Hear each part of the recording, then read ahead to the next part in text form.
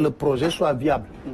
Ça le plus important. C'est important. Voilà. Alors DG def nga 1 an à la tête donc de cette grande entreprise parce que tamit la RTS c'est une entreprise.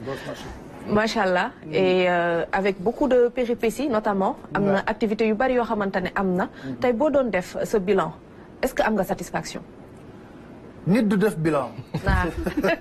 C'est ma conviction. ou de du ëwal boppam. waaw moom la ñuy wax nit du def bilan mais je crois que amoon nañ ay challenge.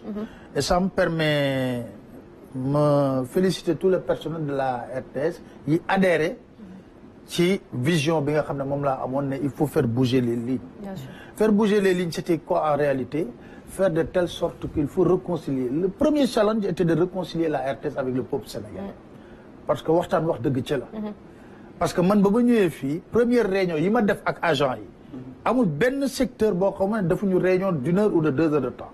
agent yi si boppam ñoo ma doon wax daaw ñu seetaan ñun RTS ñun ñuy liggéey biir RTS. agent yi ñoo ma ko doon wax. massa nag sénégalais bi nga xam ne jàppoon na ne gisul boppam ci RTS. mais aujourd'hui le premier challenge soo déggee je suis de manière permanente dama doon wax ne l'objectif c'était de réconcilier la RTS avec le peuple sénégalais parce que ñun askan bi lañ fi war a nekkal. donc c'était ça en réalité donc c'était ça l'objectif. On a trouvé une situation, j'ai pas besoin de revenir dessus parce que wax naa ko waxati ko ñëpp xam nañ ko yëg nañ ko. On n'a pas besoin de revenir sur cette situation. On a trouvé une situation à la limite catastrophique sur le plan financier. ñu góorgóorlu xool nu ñuy defee mbir yi mu gën a yemb xool lu raisonnable xool lu ñu war a def ak lu ñu war a def. Et puis jël ne xaalisu RTS nañ ko dugal ci lii doon cœur de métier.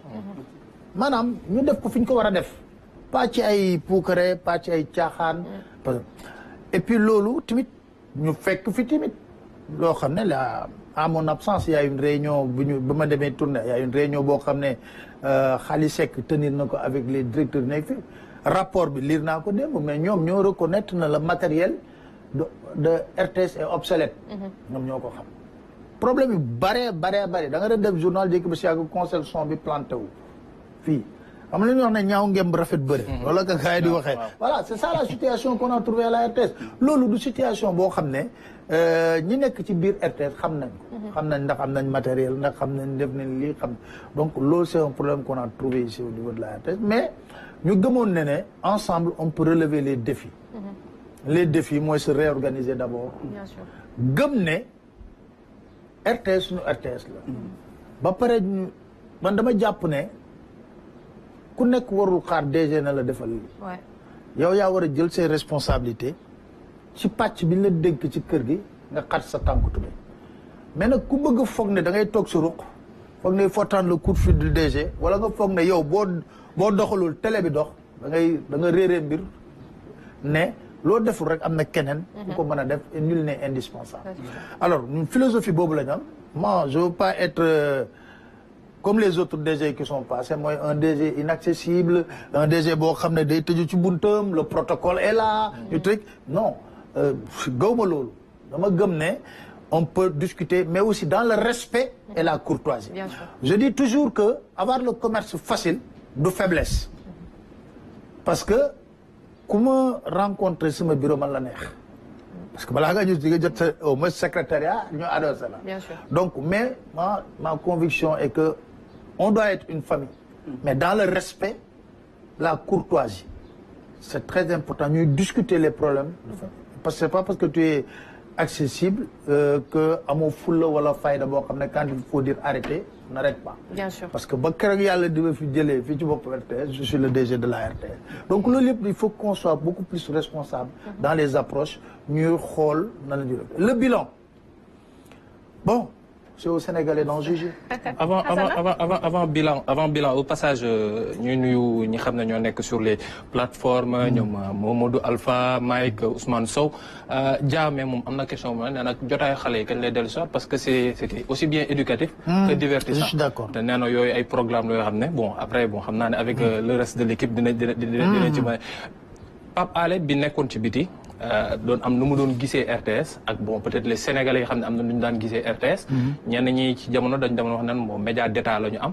média pour le pouvoir ou bien média yeneen yi ak ñi xam ne kenn ci su ma ko sañee lim muy sunu yaay booy généraux xay aaw ñu ñaanal ko bu baax a baax. daa am wax joo xam ne da ko doon wax mu ni moom rêvam balaa mu fi doon jógee moo doon ñu dem ba am un média public et plus un média d'état.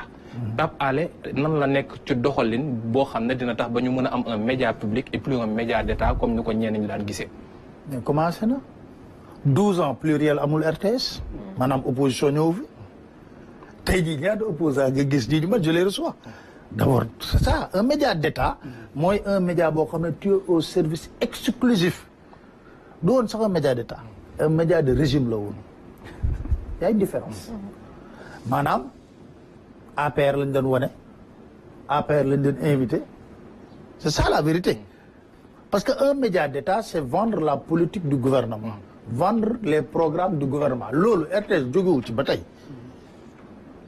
parce que média de service public la maintenant l'autre problème bi ñu waroon poser mooy télé bi télé ñëpp la et ça je remercie au passage les autorités que ça soit le président de la République que ça soit son premier ministre pour vous dire honnêtement vous dites que j'ai bouclé 1 an à la tête de la RTS et que ça soit aussi notre ministre de tutelle j'ai bouclé 1 an Aliou Sall notre ministre de tutelle 1 an à la tête de la RTS instruction yi ñu ma jox dañu fait de telle sorte que télé bi nekk télé sénégalais ñëpp gis ci seen bopp gis seen bopp nag mooy mën nga wuute xalaat mais booy ñëw nga wax ko avec responsabilité c'est pourquoi en réunion de rédaction yi ma mës a assister yëpp wala lu ma mës a wax journaliste yi yëpp dama leen la RTS marche désormais sur 2 piliers la liberté et la responsabilité la liberté c'est quoi c'est de faire le travail de journaliste comme il se doit mooy faire le travail de journaliste comme il se doit le traitement de l'information doit être équilibré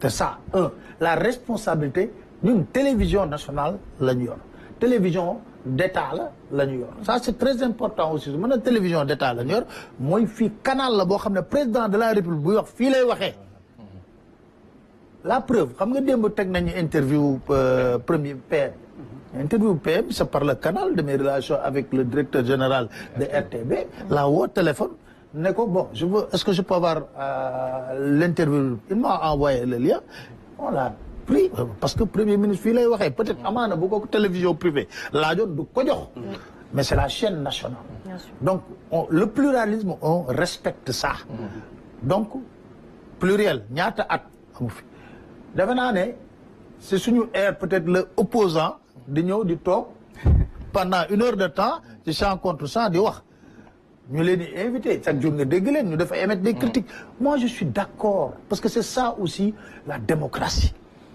xam nga luy dundal démocratie mooy ku nekk pluralisme ku nekk wax sa xalaat ci ay yar ci ay teggin maintenant Pape Alé bu nekkoon à l'extérieur ak Pape Alé bu nekk fii y a rien qui a changé je suis toujours droit dans mes bottes par rapport à mes convictions mooy quand je suis venu à la RTS dama ne woon RTS nañ fexe ba mu nekk moomeelu ñëpp ku nekk di wax sa xalaat mais dans le respect dans aussi